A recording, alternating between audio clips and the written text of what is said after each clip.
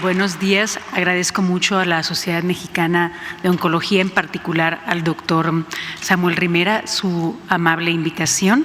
Hemos estado viendo interesantes métodos de diagnóstico. Nosotros, como patólogos, en el caso mío, patólogo oncólogo, nos dedicamos a ver toda aquella biopsia que resulta de todos estos métodos tan avanzados que actualmente hay. Es importante señalar que la patología, sobre todo la oncología, requiere de un equipo multidisciplinario, de manera que aun cuando yo pueda señalarles que el fin último o el estándar de oro es lo que el patólogo oncólogo es lo que observa, no resta importancia a todo lo demás que hoy se va a oír y a todos los demás métodos, porque gracias a estos es que es detectada una lesión. El campo de la oncología es muy amplio, por lo que decidí tomar como ejemplo de lo que nosotros hacemos con dos enfermedades que son importantes porque causan una gran morbimortalidad en nuestras pacientes. Inicio con el cáncer de cérvix. El cáncer cervicuterino es un problema de salud pública en el mundo, en particular en países en vías de desarrollo. ¿Qué decir en nuestro país? ¿Cuál es uno de los métodos, debo decirle, a través de todos los tiempos que ha sido importantísimo en la detección oportuna del cáncer cervicuterino? Es el Papá Nicolau cérvico-vaginal. A pesar de que existen grandes avances en la detección del cáncer cervicuterino, un Papá Nicolau cérvico-vaginal bien realizado sigue siendo una herramienta fundamental para la detección de lesiones precursoras o de carcinomas del cérvix uterino. Algo muy importante, sobre todo en este rubro que estamos tratando el día de hoy, es quizás no hay algún método que evite el cáncer, pero sí hay muchos métodos que evitan el tener carcinomas muy avanzados en donde ya hay poco que ofrecer a las pacientes. De manera que, por ejemplo, el Papá Nicolau cérvico-vaginal tiene como objetivo principal la detección de lesiones precursoras, lesiones que van a dar lugar al cáncer y entonces evitar un desarrollo importante del mismo. Esta tabla, ahora que preparaba esta ponencia, no la quité aun cuando es un tanto antigua. Vean ustedes que la tasa de mortalidad por carcinoma cervicuterino de 1950 a 1989 en los países desarrollados, en virtud principalmente del Papá Nicolau cérvico-vaginal, se redujo de un 50 a 80%. ¿Qué pasó en Latinoamérica y en particular en México? Las cifras se han mantenido relativamente estables. Debo señalar que en instituciones como el Seguro Social se han reducido hasta en un 30% y gracias a la cobertura cada vez mayor de la población con Papá Nicolau cérvico-vaginal. Algo importante también es esto. A partir del año 2016, las cifras de cáncer de mama han rebasado a las cifras de carcinoma cérvico-uterino. Pero aquí es algo importante de señalar. No quiere decir que el cáncer cérvico-uterino ya no exista en nuestro país. Sigue causando muerte. Entonces, si aún es importante saber que el cáncer de mama es un problema de salud pública, porque sigue matando a mujeres y todavía en nuestro país en edades cada vez más jóvenes, es importante señalar que no es por eso que debamos olvidar al cáncer cervicuterino, cuya incidencia sigue siendo alta, porque esto es un concepto que puede hacernos bajar la guardia en cuanto al cervicuterino que sigue causando muertes en nuestro país. Algo importante en todo cáncer son los factores de riesgo. Entonces, el conocimiento de los factores de riesgo en cualquier etapa, en este caso, del desarrollo de la mujer, es determinante para prevenir el cáncer cervicuterino. Ahora me refiero a cervicouterino, pero sabemos, por ejemplo, el tabaquismo. El tabaquismo es número 1 en cáncer cavidad oral y pulmón, pero también lo es en cáncer de vejiga urinaria. El conocimiento entonces de factores de riesgo nos ayudará en la prevención de las enfermedades. ¿Qué mejor que prevenir una enfermedad? Pero bueno, si no es así, agarrarla si es posible o identificarla, sería la palabra más correcta, en sus estadios iniciales. Los factores de riesgo en el cáncer cervicuterino es el número 1, sin lugar a dudas, la infección por virus del papiloma humano. Es un factor desencadenante de la enfermedad muy importante, pero no es el único. También las múltiples parejas sexuales, el inicio de una vida sexual antes de los 18 años, vean ustedes como también el tabaquismo, la multiparidad, los antecedentes de enfermedades de transmisión sexual cuando se comparan a los grupos de control. Aquella paciente que ha tenido antecedentes con mayor frecuencia de enfermedades de tipo condilomas o lesiones intraepiteliales con respecto a las que no han tenido las mismas, las primeras, por supuesto, que tienen más riesgo de desarrollo de cáncer cervicouterino. Y algo importantísimo, vean ustedes la última línea, nunca haberse practicado un Papa Nicolau cérvico-vaginal. Virus del papiloma humano, factor importantísimo de riesgo en el desarrollo del cáncer del cérvix. Es importante saber que tenemos más de 100 tipos que participan en el desarrollo no tan solo de lesiones en el cérvix uterino, también lesiones puede ser en cavidad oral, que ya se ha visto ahora que el virus del papiloma humano tiene importancia sobre todo en el carcinoma epidermoide de la base de la cavidad oral, y que a lo mejor estos pacientes tienen mejor pronóstico. Pero me refiero ahora al cérvico-uterino, en donde las virus 6 y 11 por lo general dan lugar a lesiones como el condiloma, que son de lesiones de bajo riesgo, que en pacientes jóvenes sobre todo suelen ser transitorias y a desaparecer. Los virus relacionados con cáncer cervicuterino son 16 y 18, por ello denominados de alto riesgo. Pero también debemos de saber cuáles son las pacientes que pueden desarrollar estas lesiones. Papa Nicolau cérvico-vaginal es una de las herramientas que nos sirve para conocer. Este esquema pone de manifiesto, este es un esquema que representa el epitelio escamoso exocervical. Cuando el virus entra al organismo, no lo hace ya como una partícula formada, son todavía elementos sin formarse. Llegan a la porción basal del epitelio y es a través del proceso de transformación de las células hacia la porción superficial como la partícula va transformándose en un virus. Y es virus en cuanto llega a la porción superficial del epitelio. Los virus de bajo riesgo que provocan lesiones transitorias o condilomas atraviesan todo este proceso y se desprenden sin incorporarse al genoma de las células. Nosotros en el Papa Nicolau cérvico-vaginal es posible ver el efecto de la infección en el virus, del virus en las células, y por lo tanto es posible hacer un diagnóstico. Los virus de alto riesgo, de igual forma, se incorporan a la porción basal del epitelio escamoso, pero a diferencia de los de bajo riesgo, se van incorporando al genoma de las células y por ello son capaces de transformarlas para dar lugar a una lesión inicialmente precursora, actualmente llamada lesión intraepitelial de bajo o alto riesgo, lo que antes se llamaba displasia, y esto puede dar lugar a un carcinoma.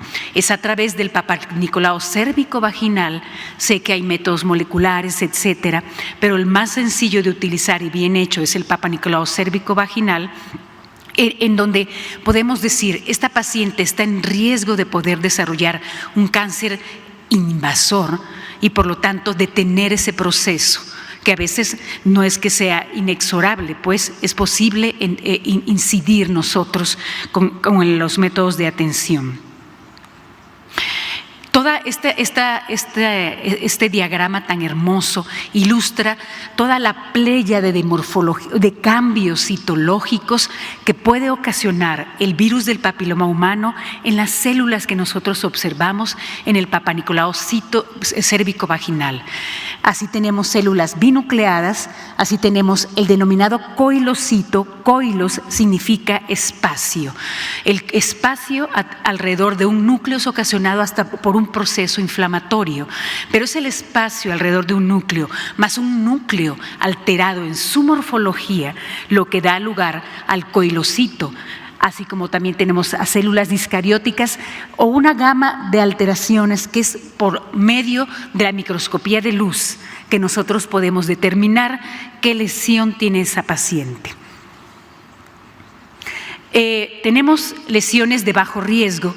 Una definición muy bonita que yo he visto de un artículo ya antiguo, pero hay artículos clásicos, es que el virus del papiloma humano puede ser un driver, es decir, puede ser el conductor de un auto o puede ser el pasajero.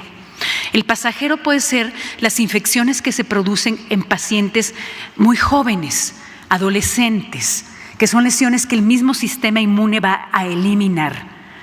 Y el virus conductor es aquel de las lesiones de alto riesgo.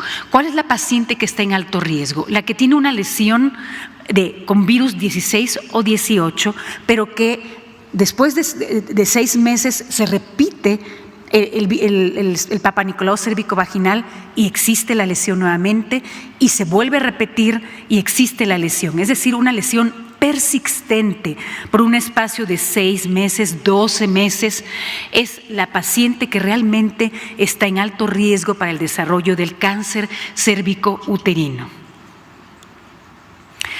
La infección persistente es, por tanto, la lesión que en un momento dado puede progresar al cáncer cervicuterino.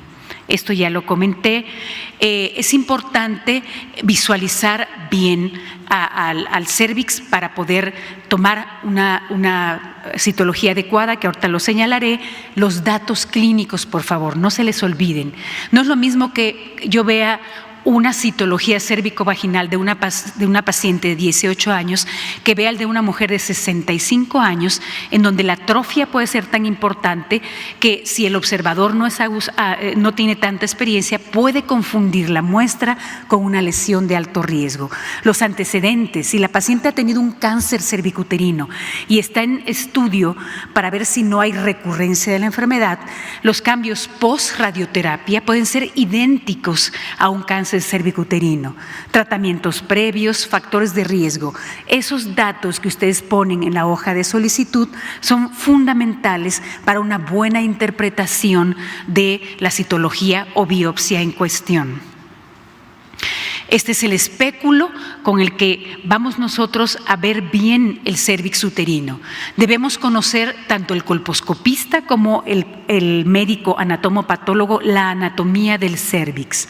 ¿Por qué? Porque en la colposcopia van a observarse diferentes tipos de morfologías, y algunas morfologías, de acuerdo a la edad de la paciente, son normales.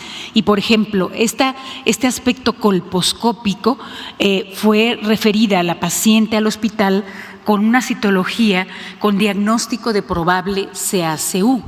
Esto es exclusivamente una paciente posmenopáusica en donde hay una mayor cantidad de áreas de metaplasia escamosa que pueden, no tan solo por la colposcopia de alguien obviamente no entrenado, de ahí el entrenamiento, de ahí estos maravillosos cursos, ser confundido con una lesión maligna. Lo ideal es tomar las muestras de la zona de transformación, la zona en donde se une la porción escamosa con la porción glandular, puesto que es ahí en donde el 95% de los carcinomas epidermoides se van a originar. No sirve una toma que es inadecuada. Puede haber un Papanicolau cervicovaginal insatisfactorio. Para eso tenemos escalas de medición, como ahora es el sistema Bethesda, porque puede haber una muestra, pero si no es satisfactoria, no va a tener utilidad en la paciente. Encontramos también que es importante hacer tomas de la zona endocervical, porque no hay que olvidar, aunque este tal vez no es el mejor método, que también hay carcinoma del conducto endocervical, los denominados adenocarcinomas de endocervix. Tenemos aquí un ejemplo de metaplasia escamosa que puede ser visto en la citología. Zona de transformación, y este es un esquema que pone de manifiesto cómo puede haber una progresión de la enfermedad. ¿Y por qué es importante los estudios de pesquisa? Porque podemos tener una lesión de bajo riesgo, una lesión de riesgo intermedio o una lesión de riesgo alto. Se pueden ver en una citología cervicovaginal, se pueden ver en una biopsia, y es así como nosotros transmitimos al médico tratante qué es lo que hay en la paciente y dará, por supuesto, el tratamiento adecuado para impedir el paso a una lesión mayor. Esta es la membrana basal. Si imaginamos que esto es un epitelio escamoso exocervical, lo que pretendemos, ya si la paciente llega a un carcinoma in situ, es que rompa la membrana basal. En el momento en que la lesión se hace infiltrante, llega a los vasos y puede hacerse inmetastásica, lo cual da un estadio más avanzado de la enfermedad. Este es un ejemplo de una neoplasia intraepitelial de alto riesgo y de uno de los métodos que el patólogo utiliza como apoyo de su diagnóstico, una herramienta diagnóstica, y se denomina inmunohistoquímica en este caso. Rápidamente quiero pasar a otra de las enfermedades que diezma nuestras poblaciones. Otra enfermedad que es el motivo de la causa número de muerte en México, cáncer de mama. La mastografía, si bien ha sido altamente criticada, es importante decir algo. La mastografía hay que entenderla bien. No es que vaya a salvar una vida, porque va a evitar el cáncer. Puede salvar una vida porque va a detectar a las lesiones precursoras del cáncer de mama o al cáncer de mama en estadios muy pequeños, en estadios iniciales. Eso hay que saberlo bien. Por lo tanto, sí que tiene un uso la mastografía de pesquisa. A través de las microcalcificaciones en la pesquisa, el patólogo oncólogo o los patólogos entrenados en mama, esto es importante, somos capaces de reconocer lesiones de tipo hiperplasia intraductal atípica que puede preceder a un cáncer. Entonces, la microcalcificación da lugar que es detectada con una mastografía de pesquisa, da lugar a una biopsia, y la biopsia nos revela una hiperplasia intraductal atípica que tiene que reexcindirse, porque puede ser que ya se esté ocultando en esa biopsia un enemigo notable, como es el carcinoma intraductal de alto grado comedociano. Las calcificaciones gruesas que van a verse en la mastografía de pesquisa, denominadas por el doctor Laszlo Tabar casting type. ¿Por qué? Porque esta necrosis que se observa en el comedocarcinoma se calcifica y forma un calcio que se va a adherir a los segmentos del conducto mamario, se va a traducir con calcificaciones gruesas que el experto en imagenología mamaria va a decir BRAF 4C, van a biopsiarse y van a verse de esta forma, en donde es un carcinoma in situ que lleva un tratamiento en particular para evitar un carcinoma infiltrante de alto grado, porque el in situ de alto grado precede al carcinoma de alto grado.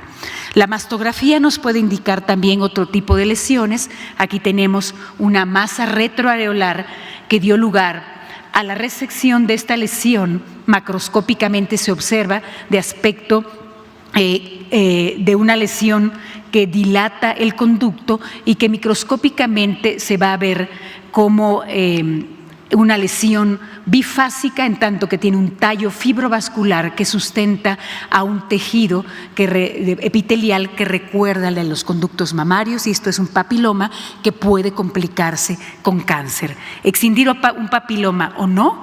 Eso es uno de los grandes debates, y la respuesta es sí la mayor parte de las veces, porque una biopsia con aguja de corte puede ser que no muestre la totalidad de la lesión papilar y en áreas pueda ya tener focos de atipia. A través de una mastografía también pueden verse por las microcalcificaciones lesiones que simulan cáncer.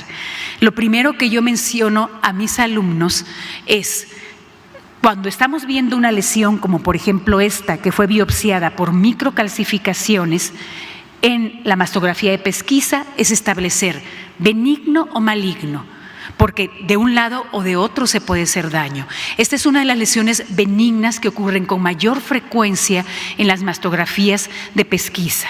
La adenosis esclerosante o lesiones pseudoinvasoras que pueden simular cáncer. Entonces, algo muy importante para el patólogo es saber distinguir las lesiones que parecen pero no son cáncer.